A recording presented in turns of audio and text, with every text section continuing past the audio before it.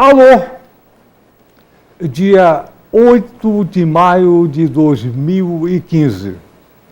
Mais uma vez o programa Pulando a Cerca está no ar. Está no ar de verdade.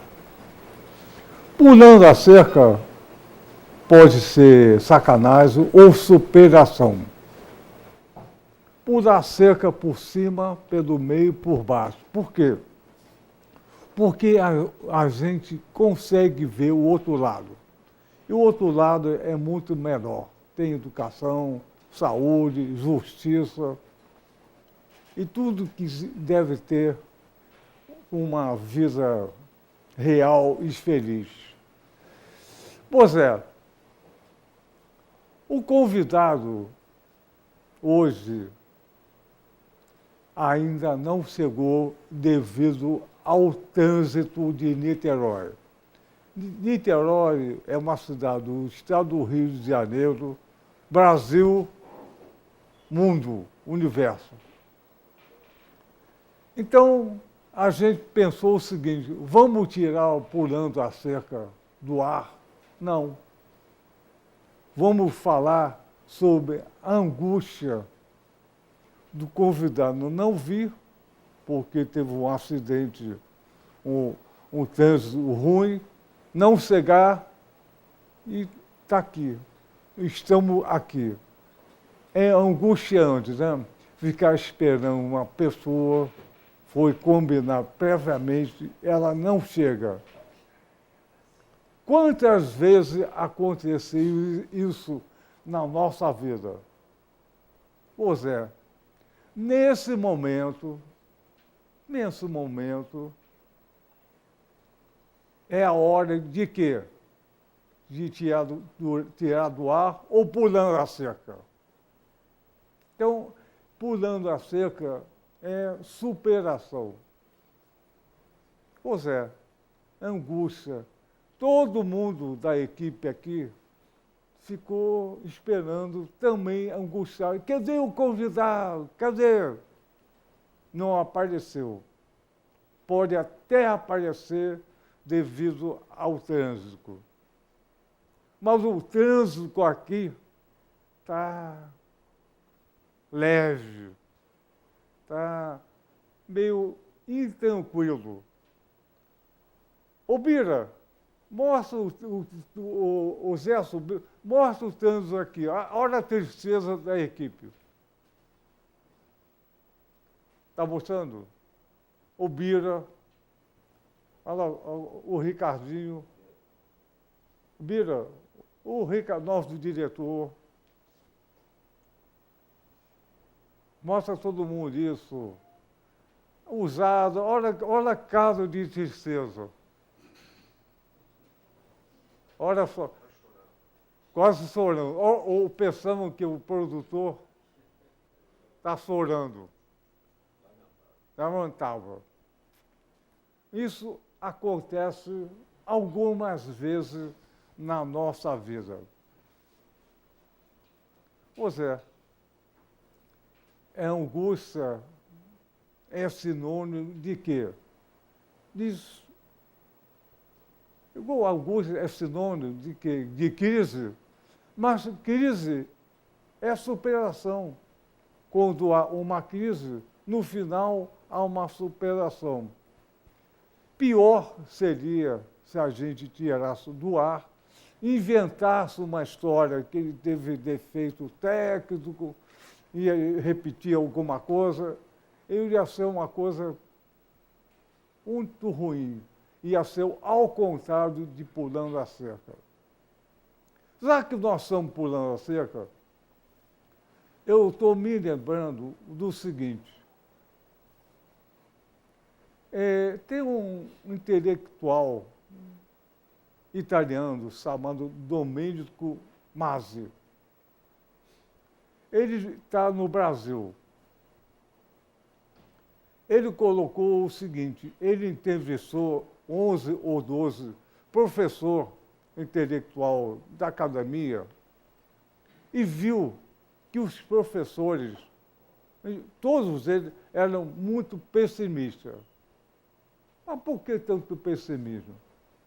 Aí ele concluiu o seguinte: o Brasil, hoje, é a quinta economia do mundo, na frente da Inglaterra e da Itália. O desemprego na Itália é 3 vezes maior que no Brasil. Na América do Norte, é 50% maior que no Brasil. Então, ele conseguiu concluir o seguinte: o intelectual aqui, nós temos uma visão pessimista, tudo vai dar errado, tudo é errado. Quando ele juntou esses 11 professores intelectuais, ele percebeu que o perfil ficou aumentado. Ele falou o seguinte: nós, aqui no Brasil, temos um complexo de vira-lata. Complexo de vira-lata. Nós sempre colocamos para baixo. Não conseguimos ver o potencial do país, que cresceu desde 1980, com Getúlio Vargas até hoje. Antes de 1980, o Brasil era tão fraco que a Venezuela e o Peru tinham mais potencial que o Brasil. A economia do Brasil era pior que Peru e a Venezuela em 1980. Hoje é uma potência. Então, a gente não consegue ver, nós temos esse complexo de vira-lata. E tem esse movimento para complicar mais ainda o nosso potencial. Apesar de ter 2 ditaduras do Getúlio, apesar de ter uma ditadura militar, o Brasil cresceu.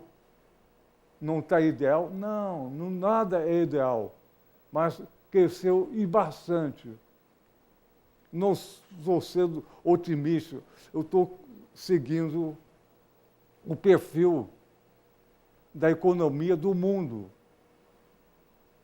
Ora, esse é o país que a gente vive, com grandes diferenças sociais, grandes diferenças culturais, religiosas e políticas também. Então, eu vou chamar agora aqui o nosso produtor, Jorge Pessano. Vem aqui. Pessano, vem aqui. Vamos continuar o programa. Opa! Olha só. Eu sou acostumado a pular cerca. Não, pulou e quebrou a cerca. Jorge Pessano. Não vem, chama o marmitão. Chama o Rega 3. Então, vamos dividir a angústia. E o convidado não vir. É hoje, dia chuvoso e tal, trânsito. E, aliás, hoje é o dia mundial de ir trabalhar de bicicleta. Pois é. Hoje todo mundo tem que ir para casa, para o trabalho de bicicleta.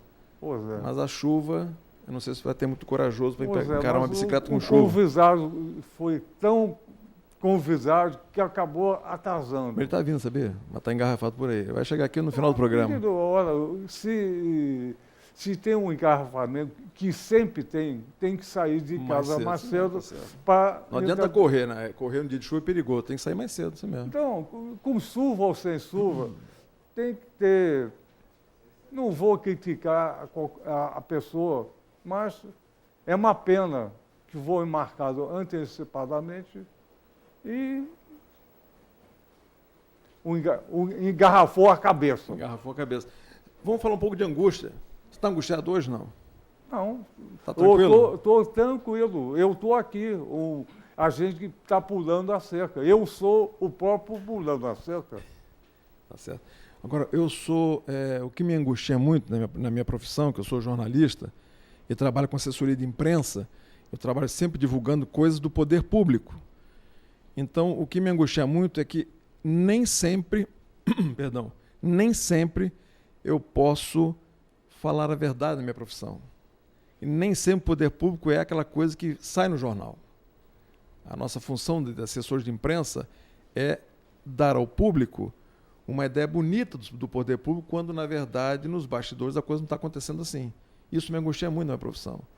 Não vou dizer que eu minta para a população, mas eu tenho que pintar de dourado, talvez uma coisa que seja muito cinza. Isso é uma coisa que me angustia.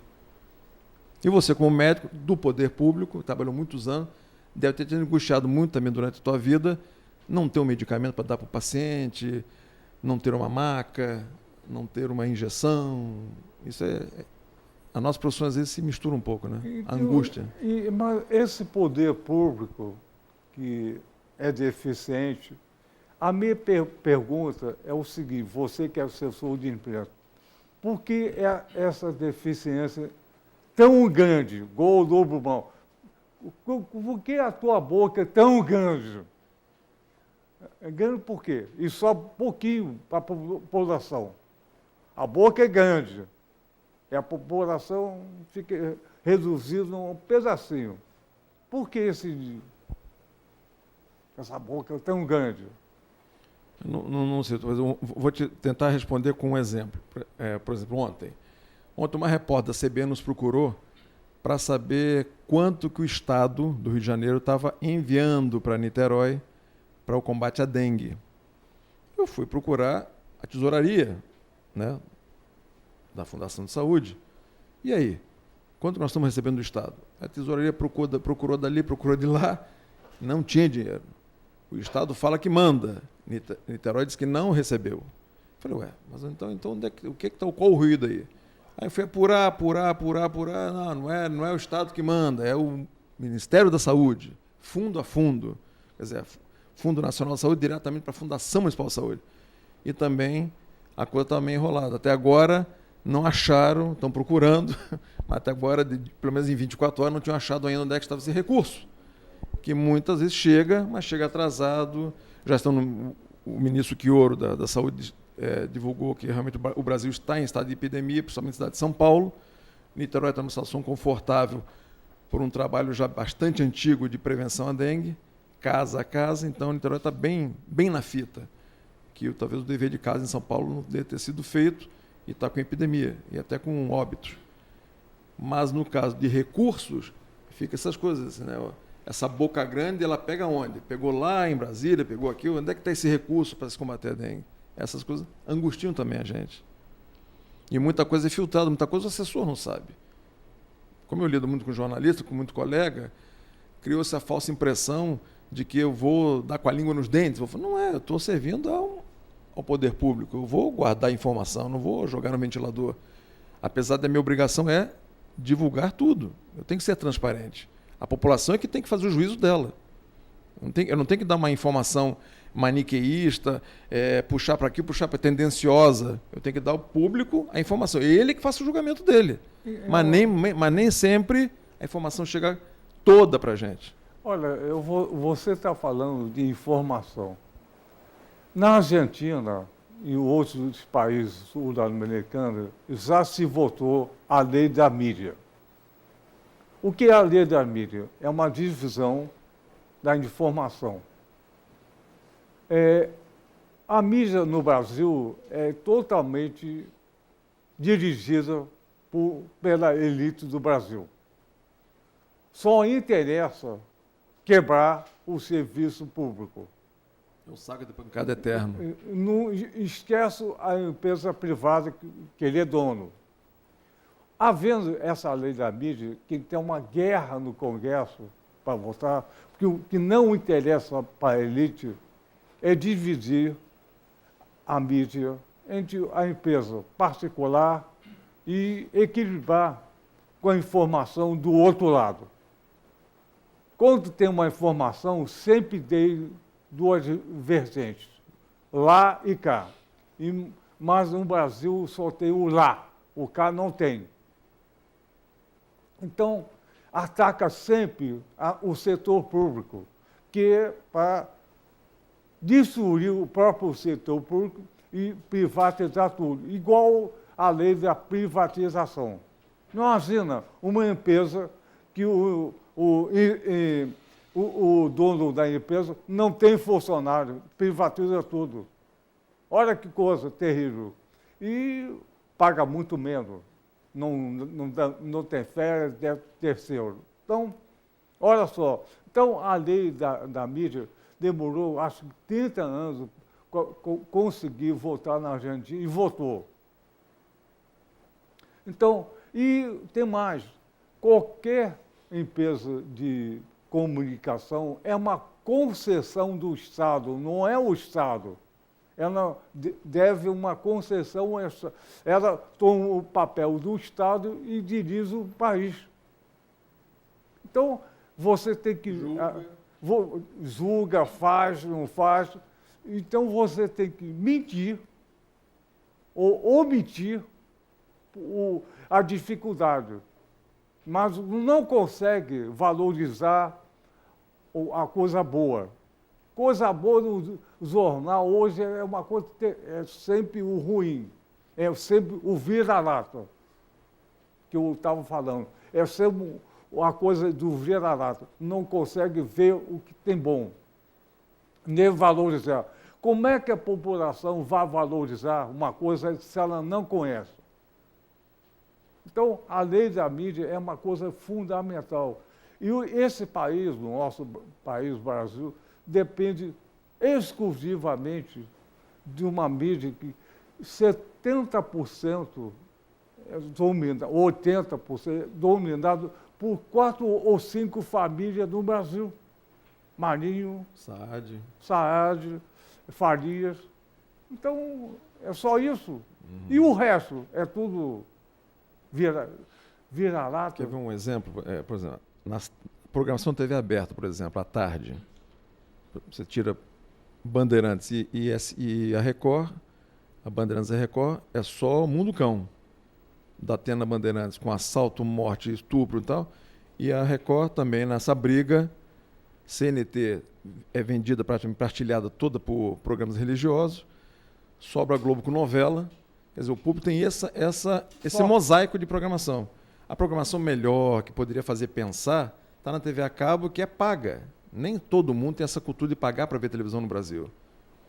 Nem todo mundo ainda tem TV digital, apesar de estar todo mundo com sua telinha de 70 polegadas em casa aí, mas nem todo mundo ainda tem TV digital. A grande parcela do Brasil não tem ainda. É a TV analógica, que diz que vai ser, a programação acaba em 2016, o chamado switch off, que seria a transmissão analógica acaba e só teria a transmissão digital. Quer dizer, uma grande parcela da população vai ficar sem receber televisão também. Entretenimento gratuito e de boa qualidade, porque só tem na TV paga. Então, sabe quando tem dinheiro para pagar? Consegue assistir uma boa televisão, um bom filme. Então, olha só, pensando. Por isso que eu valorizo o Pulando a Cerca. É um pequeno programa, uma grande bandeira. Aqui na UniTV, no programa Pulando a Cerca, não tem pauta, não tem roteiro, nem muito menos censura. O convidado não veio, a gente chegou aqui e está conversando o que der na cabeça. Só cerveja. Então, mas a UniTV, o canal da UF, Universidade Federal Fluminense, pode falar isso sem nenhum problema. Imagina isso falando numa TV comercial. Aí dá um tiro na cabeça, ou na minha cabeça. Então, olha só a importância de se falar disso. Então, a mídia é para ser igual o futebol. Tem um campo A, tem um campo B. Tem um time A e um time B. E disputa a partida. Então, o que você falou, se omitir, é uma angústia terrível. Você sabe e inventa uma história para fantasiar. É uma coisa cinzenta, você fantasia de prateado. Aí acho que a população é ingênua, é bobinha e acredita nisso. Mas, com o tempo, isso está acabando.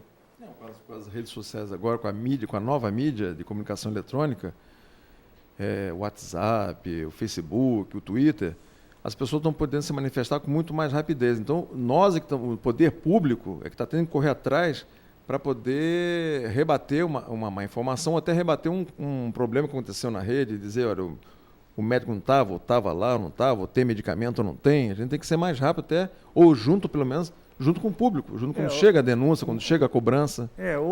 Isso está acontecendo. Por exemplo, a Rede Globo no Jornal Nacional caiu a audiência, muito. Olha, ela no Brasil tudo assistia a novela. Olha, eu tenho um filho de 21 anos e uma filha de 15. Não vem mais televisão. Tudo que ele recebe é pelo smartphone e pelas redes sociais ou internet. Televisão mesmo, aberta, parar para sentar e ver um jornal, uma novela, um filme, não tem mais, ele não tem mais esse hábito. Olha só. A família não se encontra mais à noite para ver uma novela junto, para ver um show junto. Não, novela, desculpe. Tem algumas exceções. Hoje não tem mais. Hoje a coisa está muito brava. Mas olha só. Agora, a gente não vê um jornal junto mais. Garimpar, procurar um jornal, sei lá. A TV comercial coloca o jogo de futebol quarta-feira, 10 horas da noite. Tem gente que tem que trabalhar às 4 da manhã, porque o cara tem que sair de casa às 4, porque tem 3 horas de ônibus para pegar o de trem. Mesmo que você veja, acaba meia-noite, você tem que acordar às 7, 6. Não, e outra coisa, reclamo que o faturamento da bilheteria do Estado está caindo. Mas, claro, como é que o cara vai chegar a pagar o ingresso caro numa quarta-feira, o cara tem que trabalhar no outro dia? Mas por que isso? Porque a novela termina na hora? É a ditadura do Jornal Nacional e da novela.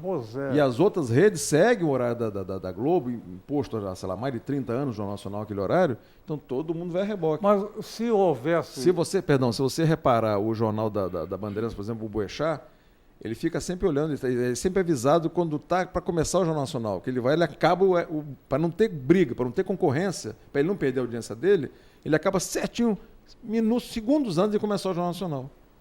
Então, não ter esse embate, porque ele vai perder na audiência e vai perder faturamento. Então, a lei da mídia é uma divisão correta. Quando houver a lei da mídia, vai ter canal de outra forma, informação de outra forma. Aí a população pode escolher. Só um perfil é uma coisa muito autoritária. Aqui no Rio de Janeiro, por exemplo, só tem um jornal de informação maior, que é o Globo. Os outros, quase nada. Não dá informação dessa área. Então, quando houver a mídia, a lei da mídia, aí sim vai começar a verdadeira guerra pela informação e pela formação. Eu acho que, atualmente, os canais comerciais, a mídia comercial, dá uma informação a ver de um caso, mas não dá formação. Ou retira a formação. A novela hoje, o que é? Ela informa ou deforma? Exatamente. Então, a novela hoje, o que é? E o Brasil ainda é um país conservador. Não é só a classe política. O Brasil em si é um país conservador. Essa visão conservadora. Mas, ao mesmo tempo, o Brasil cresceu bastante. Até o mundo inteiro consegue ver isso, o crescimento. E isso ameaça. A ameaça do Brasil é o seu próprio crescimento. Então, veja o pré-sal, a Petrobras, e a maior área de plantação do mundo, a floresta amazônica. Isso ameaça. É uma grande ameaça. E tem que estar na mão de um grupo pequeno e multinacional.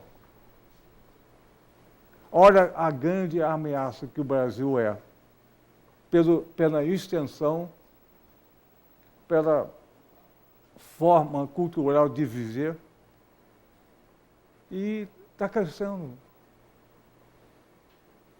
Aí tudo, o pessoal começa a criticar por isso, tem muitas coisas que tem razão. Eu vejo o Brasil como um grande almoxarifado. O Brasil é uma grande reserva natural. Perdão. E eu acho que as empresas, as grandes empresas multinacionais estão de olho na nossa água, nosso grande reserva. Nós temos um aquífero gigantesco, que é uma grande reserva de água. Nós temos petróleo do pré-sal, nós temos mata, temos campo para plantação, campo para criação extensiva de gado. Isso é um grande almoxarifado para esses países que já degradaram todo o seu ecossistema. Então agora estão vindo agora para cá. Então, olha só. Então, manter uma presidente lá que deu, de alguma forma, tentou dar um pouco mais tentou distribuir, não sei, a renda melhor para o país, tem hoje, ontem no panelaço que fizeram anteontem contra ela, falaram que na Zona Sul tinha panela, o pessoal estava conseguindo bater panela. Na Zona Pobre, que ninguém foi filmar, ninguém gravou, na Zona Pobre mesmo, porque não tinha panelaço, porque as panelas estavam cheias de comida. O cara não jogar comida fora para bater panela. O panelaço está na classe que só se gravou no Panela, Leblon, em Caraí. Mas por que não mostrou Campo Grande, São João de Meriti? Por que não mostrou panelaço do interior, da zona rural, da favela? Pois é. Eu não entendo isso. Olha, eu apesar dessa confusão, diferença, pela primeira vez nesse país, o que corruptor está preso. A corrupção está em cima. Nunca houve isso. Nunca a Polícia Federal trabalhou tanto. Não, nunca houve nenhuma. Sempre se soube quem é e quem não é, mas nunca houve a polícia, a justiça, o cara preso. Olha só, isso é uma novidade. Há 500 anos o Brasil está esperando isso. Quando a CSN foi privatizada no governo do FHC, e um ano depois, a CSN estava dando lucro. A Vale, um ano depois, estava dando lucro. Sempre deu. A Sérgio, que hoje é Ampla, está sendo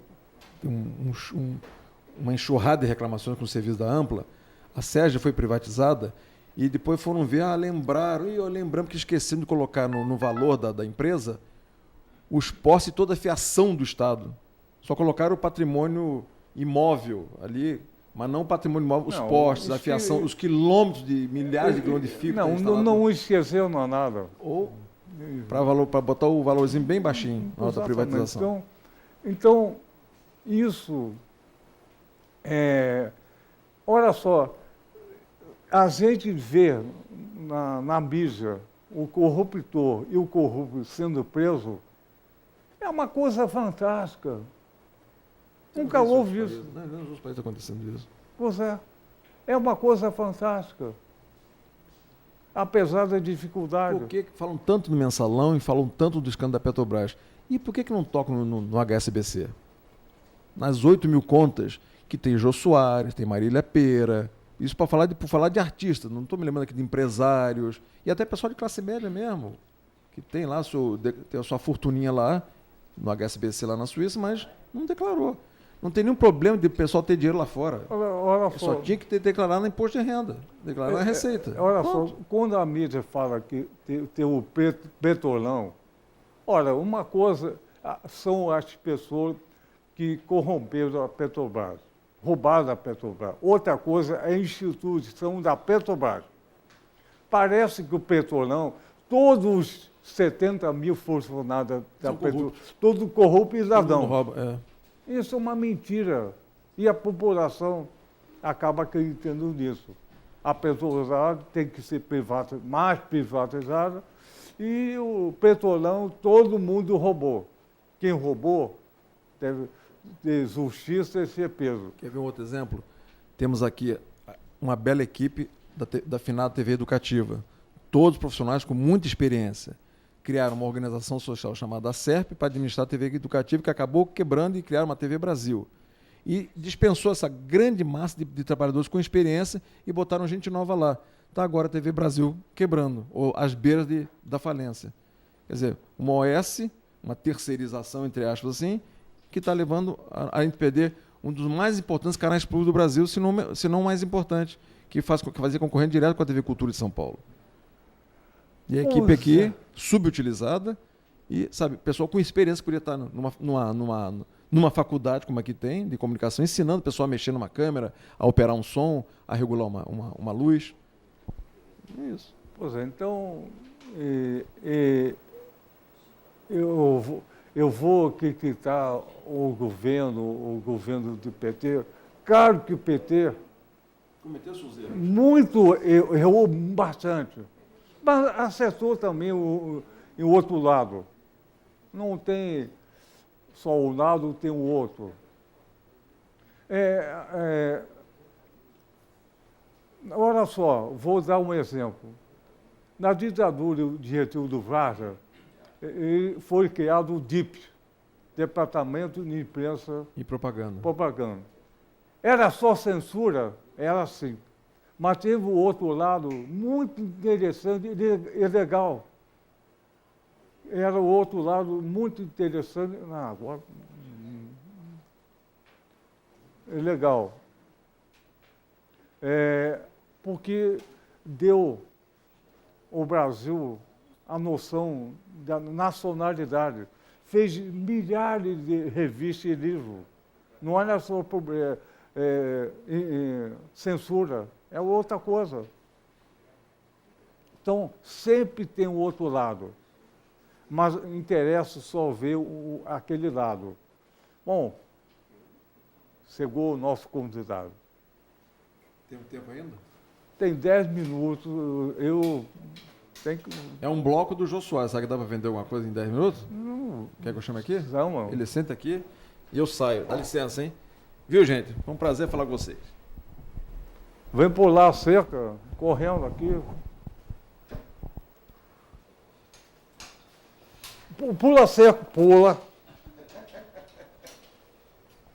Olha só, rapidinho, nosso convidado hoje, Raudeli Bonifácio, que lamentavelmente chegou atrasado por falta de pular a cerca. Eu estou puto da vida. O horário é 10h30, o cara sai de casa mais tarde, pega o trânsito, não chega aqui. Bom, Raul Deles, a apresentação hoje foi... real. Nós estamos falando da angústia que o convidado não viu. Raul Deles Bonifácio, engenheiro. Bom, temos 15 minutos para você colocar a história, a sua história e a história política que você viveu. Primeiro, você fez xixi? Fez xixi?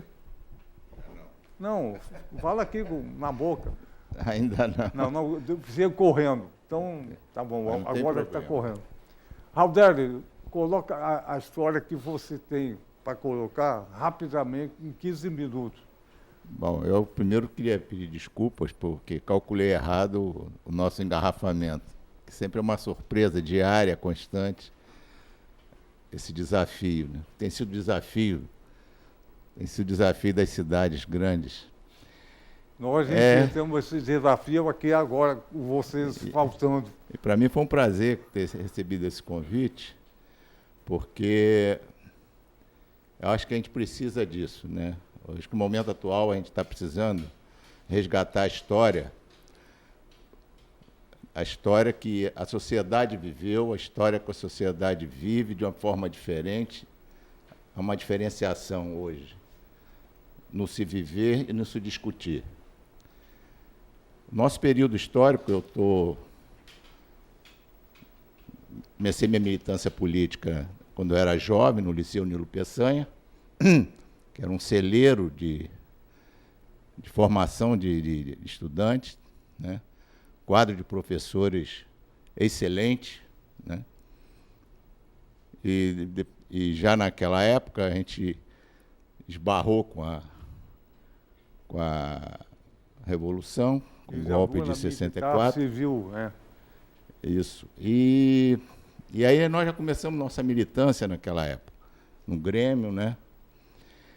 Com todos os problemas, nós desenvolvíamos debates até dentro do liceu, com todas as dificuldades. Raul, um momentinho. Liceu é um colégio em Niterói, Estado do Rio, Brasil, mundo, que passa pela internet, aí o cara da assina, não consegue saber. Perfeito, perfeito.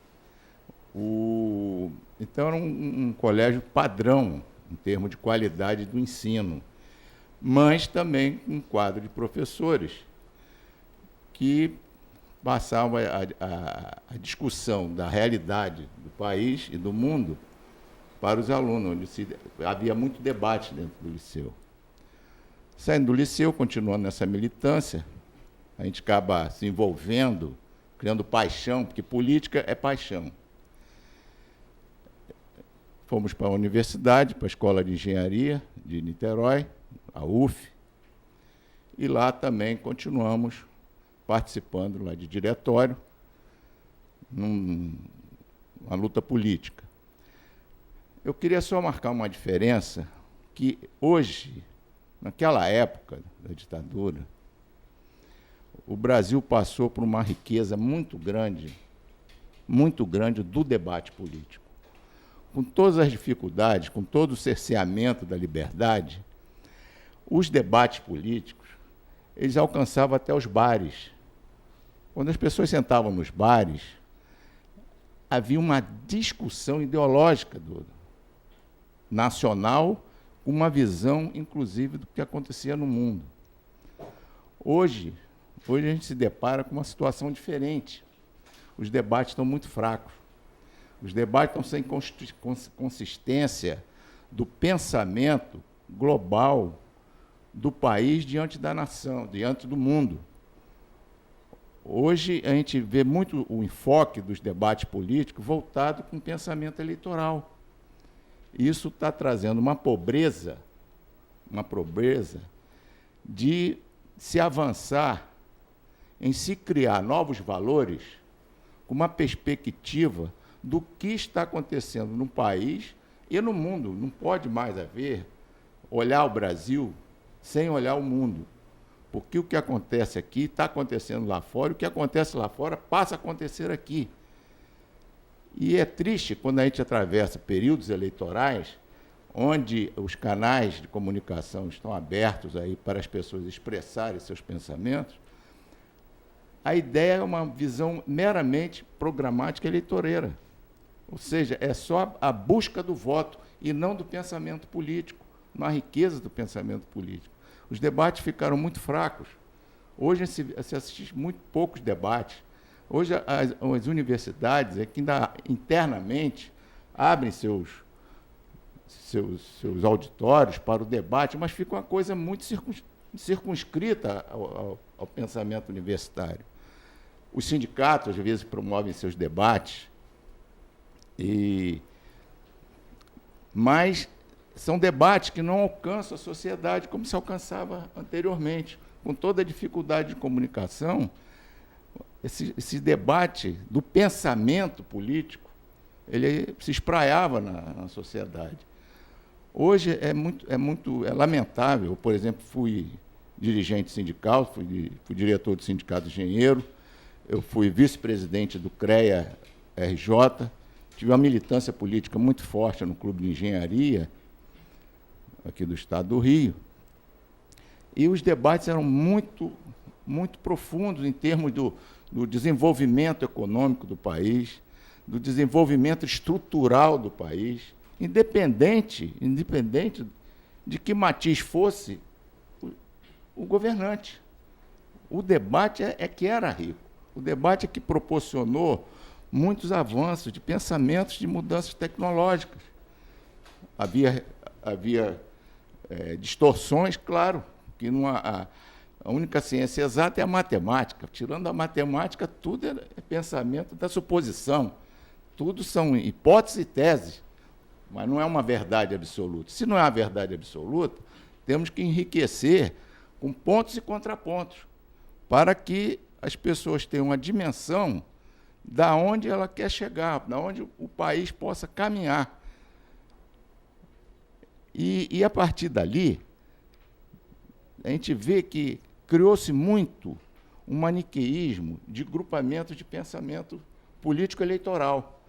Então, a gente vê uma diversificação muito grande em formação de correntes políticas que estão, no fundo, discutindo o aspecto eleitoral e não aquilo que possa fazer com que a sociedade fuja dessa discussão. Porque discutir só corrupção é muito pobre para um país que queira avançar. Se a gente vai ficar discutindo todo dia violência, que é manchete das 6 horas da manhã até meia-noite, discutindo corrupção das 6 horas da manhã até meia-noite, em que nós vamos avançar na concepção de uma saúde preventiva, por exemplo, na concepção de um ensinamento nas universidades, na formação básica, para que esse país avance? Então, mas o Raul Zé, isso tudo é intencional. Ficar 24 horas e discutir um tema só é totalmente intencional. Isso é pensado. E a mídia faz isso. E não quer avançar, mas não tem interesse de avançar a distribuição de poder, da riqueza no país. A elite quer exatamente isso. Ele sempre quis isso. E agora, mais do que nunca, está querendo. Pois é, mas, independente da mídia, eu questiono os movimentos políticos organizados, entendeu? Independente da mídia. Porque são poucos os ambientes hoje que fazem discussões profundas. Por exemplo, você discutir um transporte para esse país, um país grande como o Brasil, onde é que está essa discussão? Aqui, no Pulão da Cerca. Está aqui a discussão está aqui. Então, tem discussões que elas precisavam fazer parte da sociedade como um todo. Sim, e não ficar restrito a grupos que têm esse conhecimento. Pois é. E a mídia não quer isso. A organização social tem baixa. Concordo. Mas isso é favorável à elite, multinacional ou não. É favorável. E esse momento agora era altamente favorável à elite do Brasil, que retomar definitivamente o poder. Nessa hora de baixa, com a mídia a favor e abaixo no movimento social. Só que tem uma pequena diferença, que há essa confusão, até no movimento político, que é uma diferença entre governo e poder. Exatamente. Entendeu? O poder nesse país, ele continua como ele sempre foi. Igualzinho, muda o governo. Muda a forma de se interferir nos governos. Então, o Brasil teve um desenvolvimento totalmente conservador do começo ao fim. Concordo Todo foi conservador. Apesar de ter desenvolvido, hoje é um país que é a quinta economia do mundo, maior que a Inglaterra e a Itália, mas totalmente conservador. Porque é uma discussão. Eu vim pensando isso, quando você cita o primeiro mundo, eu vim pensando, essas discussões, o que era um país que tem a sua história, saiu de catástrofes, de guerras, e hoje são países do primeiro mundo, o que eles fizeram que nós não conseguimos fazer em 500 anos? A gente usa sempre essa perspectiva, eu sempre ouvi essa frase, o Brasil é uma democracia nova, o Brasil é uma coisa nova. Espera aí, gente. Aí fica muito confortável a gente não aprofundar essa discussão. Achar porque é novo, o novo não pode ser criativo, o novo não pode ser transformador. Eu acho que essas discussões é que não permeiam. Então, essa quantidade de partidos políticos nesse país é uma barbaridade. Eu acho que isso aí não tem cabimento. Sim. Porque é embutido, aí que eu digo, aí o poder cria essas alternativas confusas para poder continuar como poder. Então, tudo isso é pensado, Carlos. Ô, Aldério, olha só. A gente lamenta você ter chegado atrasado. Mas você está intimado, não é como dizer, para voltar aqui em junho, né? Em junho, o Pessano, nosso produtor, vai remarcar. Chega, sai 5 horas da manhã para chegar 10 minutos. Até uma senha para poder. Sai 5 horas da manhã para chegar. Ninguém furar minha fila. 10h30. Vamos marcar. Você é uma ótima conversa. Uma pena que você engarrafou a cabeça e chegou atrasado. Parece a mídia do Brasil. Engarrafa a tua cabeça da população. Então, em junho, vai voltar. Com prazer. Com prazer é mais gostoso. Mas chega na hora. Senão o prazer acaba. Mas não pode deixar de pular a cerca. Então, vamos terminar o programa lamentavelmente. O que você estava falando era exatamente a gente que está falando com o Pessano. Então, vamos intimar o convite a você em julho, você voltar aqui segundo na hora correta. Olha só, vamos terminar o programa, é o seguinte, vamos cantar. Canta comigo. 1, 2, 3, pulando a cerca com vocês. 1, 2, 3, pulando a cerca com vocês mais uma vez. Valeu!